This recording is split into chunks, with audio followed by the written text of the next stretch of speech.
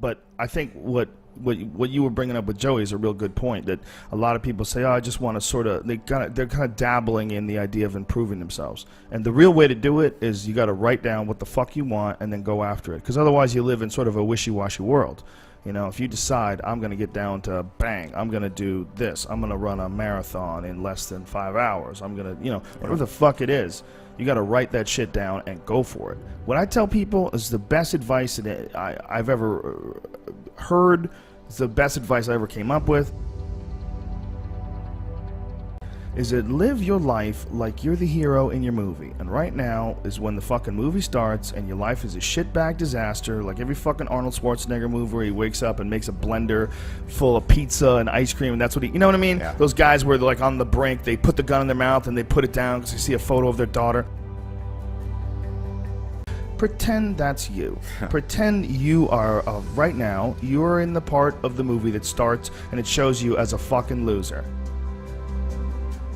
And just decide not to be a loser anymore. Live your life like there's a documentary crew following you around and you are analyzing your own behavior.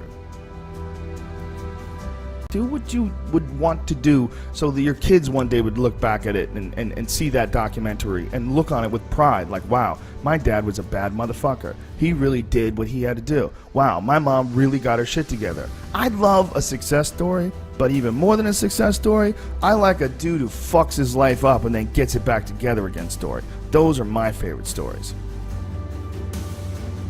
And the way to do that, you gotta write shit down. You gotta think that you are the hero in your own fucking movie, and then you gotta sit down and you gotta write shit down. Write down what you need to do. Most people play the role of the victim in the movie, right? Sure. Yeah, this life is fucking me over, man. I could have had this and I should have had that. And why does this guy get that? And why does that guy get this? And all things that are completely unrelated to you. Yeah. All things that you find other people's success as a downfall in your own existence. Instead of being inspired, instead of choosing to be positive, instead of like improving constantly on the direction of trying to achieve whatever the fuck you have written down, you just sit around and spiral. You know? There's nothing more miserable than sitting around someone who's fucking complaining all the time. It is one of the most annoying things ever. Everybody hates it. When someone just sits around and they complain about their life and they don't do jack shit about it. And you tiptoe around it, you don't know what to say. Well, she gets upset when you bring that up. I don't want to bring that up. And you want to go, you fucking crazy bitch, you know what's wrong with your life. Yeah. Stop announcing it to everybody else and go out and fix that shit. And that's tough love. Tough love is what everybody needs, absolutely. Me included. That's the only good thing about like assholes on the internet. Sometimes they say things that's right. Yeah. Sometimes cunts will say shitty things to you on the internet about a show you did or a thing you said or, you know, oh, the fucking that joke you made on the podcast, you're an asshole for even thinking like that. And, you know, a part of you is like, fuck you, who the fuck are you? But you feel bad if things are correct. You feel bad if someone nails you. You'll feel bad if you really did. If you didn't do anything wrong and someone acts like a cunt, it's just like they look like a crazy person. Like, but you have to be able to have that honest assessment of yourself, and the only way you can do that is you're taking account of yourself all day long. You're taking account. You're writing down what the fuck you need to do. You're doing it. You have a mindset that you want to maintain throughout the day. Don't let the world maintain your mindset. You choose what mindset that you are going to maintain. And I fucking do that for sure. That's it. When you're alone with your thoughts, you get an idea of what your thoughts actually are. If you live your life just acting constantly on the momentum of other people's expectations, of you wanting to be liked by these other people, you can run into a trap.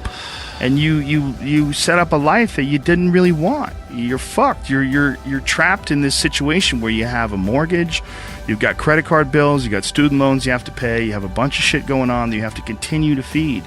And all that, and especially if you have a family and you have to feed them, oh my goodness. Then you're fully locked in. You can't take any chances whatsoever. And oftentimes people make the mistake of getting stuck. And it is just a tactical mistake, just like it would be a mistake if you got stuck on a video game. Just like it would be a mistake if you followed a map incorrectly and you get stuck in the woods. Your life is certainly some sort of a journey. It's certainly some sort of a journey. And we have to all be aware that when we're making journeys, we're not going to always make the right steps. And sometimes you have to back up and try again. And if you're in a position where you can't back up and try again, you've trapped yourself. And the system will set out honeypots for people to get trapped in. The system will set out the ideas of retirement, the ideas of the golden years, providing you benefits, providing you a healthy work environment. Why? Well, because they want people to work for them. They don't want people to realize their own dreams and escape. And that's a fucking pain in the ass. So you got to hire more people and train them. And they want to set it up so that you stick around. You stick around in some sort of an unsatisfying world. It's up to you to see that video game problem, to see that issue as it comes up on the map. And no, I think this is a right turn. To see all the problems that could potentially lay in front of you and calculate your future. And then also look around at all the people that didn't do it and look at the misery that they're in and learn that you don't want to be like them. And then look at the people that have kind of taken chances and navigated their way. What did they do differently than you? What objectivity do they have that maybe you lack? What insight into their own mistakes are they willing to delve into that you're not, that you step back and you go, I just don't want to look at myself that closely. But the person who's able to look at themselves the closest is going to get the more rational results. Well put. Because you're your own architect, you know what I mean? You turn out how you... Sort of. I want to be like Shaquille O'Neal. Shit's not going to happen. Well, if you wanted to be like some 7-foot tall black guy, yeah, it's really, the odds are slim. Yeah.